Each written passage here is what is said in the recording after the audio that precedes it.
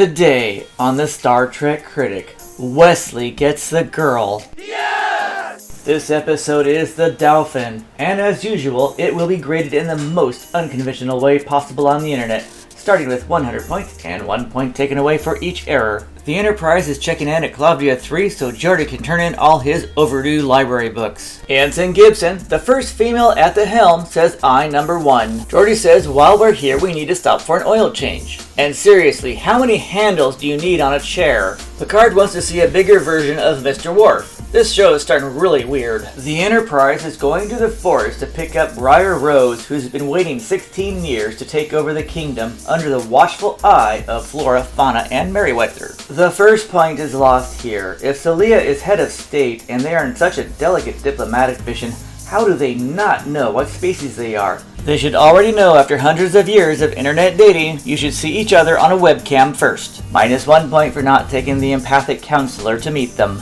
Data says I number 2. Why is Deanna looking at Data like that?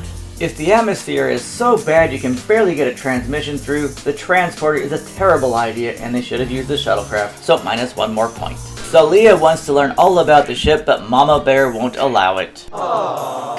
Here it comes, 1 point lost for a single set of doors on the turbolift. And then I see you come out of nowhere.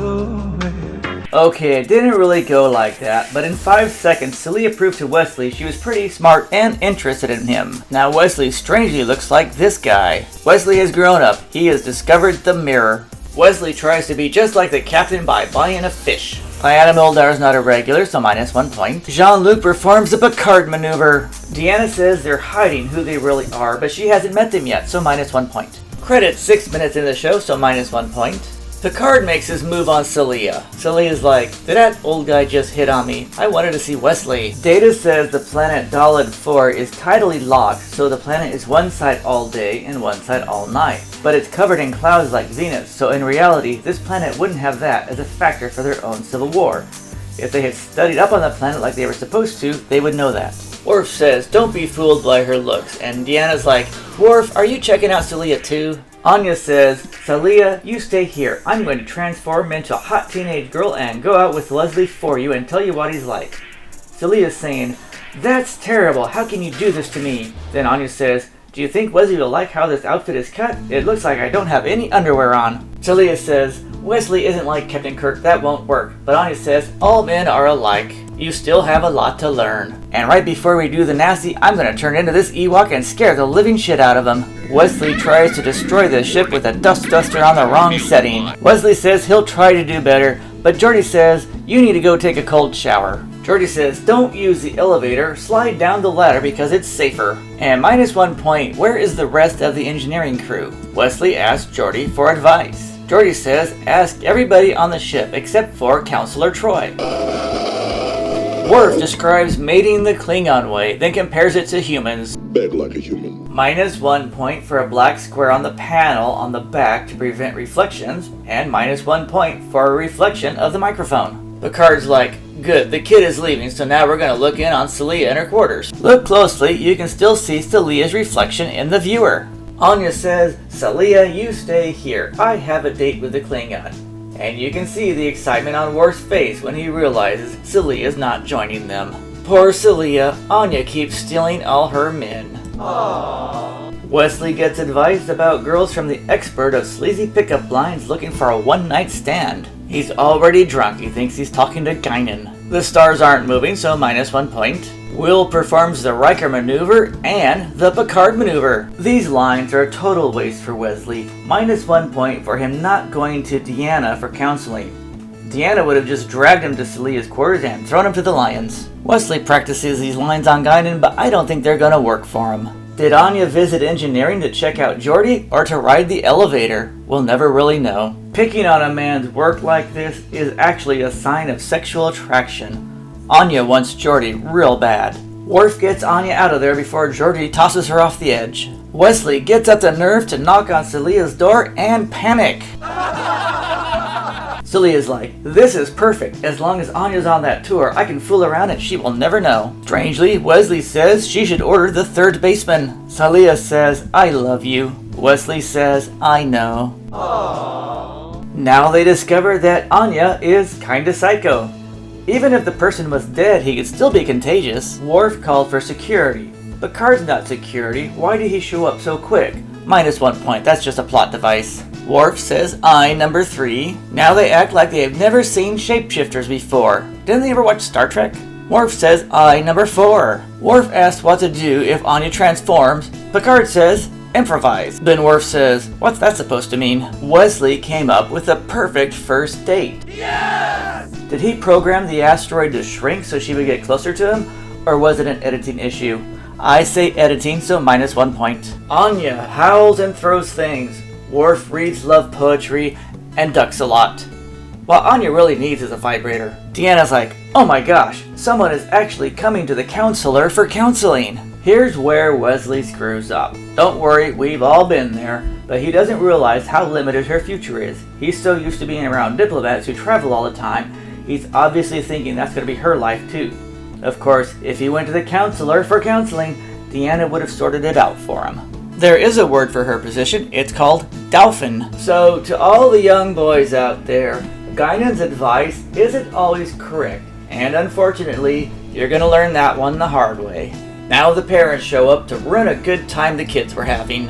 Wesley's thinking, great, now I'm gonna have to go back to Earth and stay with my mom. Of course, Picard has no idea what to say to Wesley, so why doesn't he get Counselor Troy to talk to him? -1 point for Wesley going back to engineering instead of getting that father-son talk right away. Riker says I, number 5, so it's time for a drink.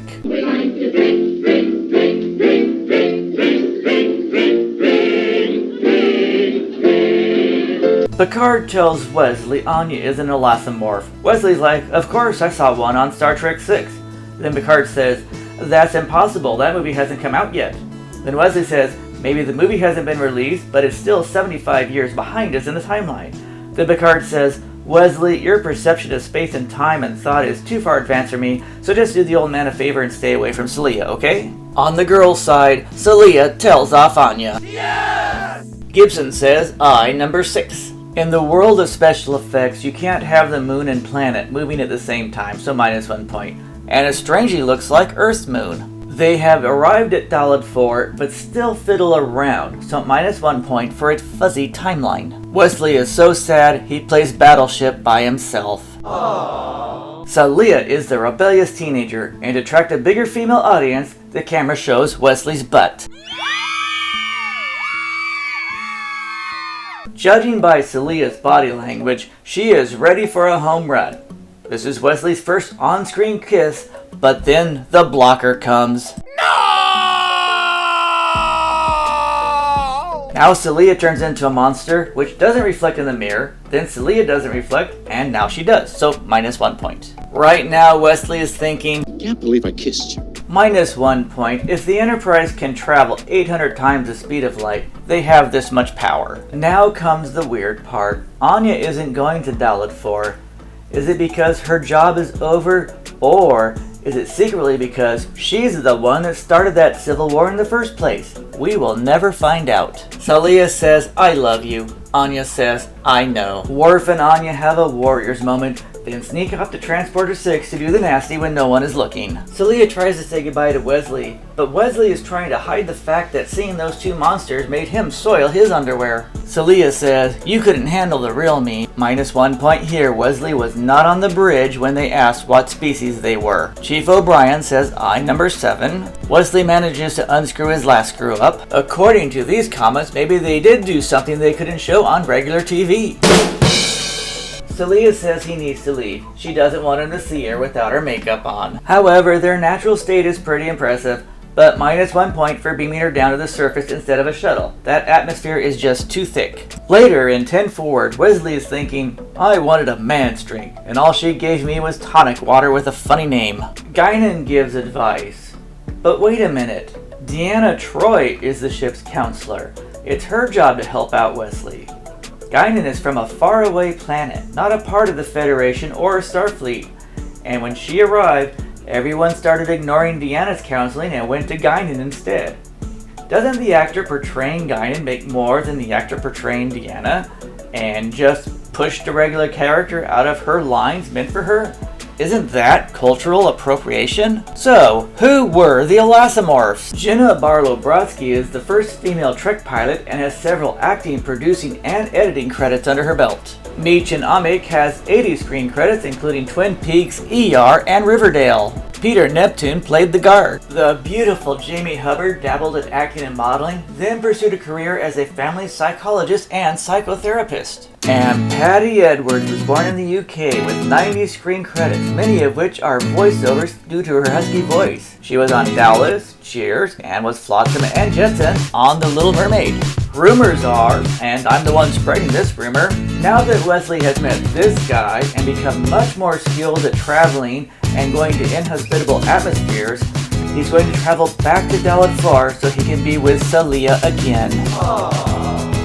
The Dauphin, where Wesley gets the girl, and I would love to see a reboot episode where he goes back to see her again, gets a score of 80. Thanks for viewing. Be sure to leave comments below, click that like button, the share button, the subscribe button, and I'll see you again soon.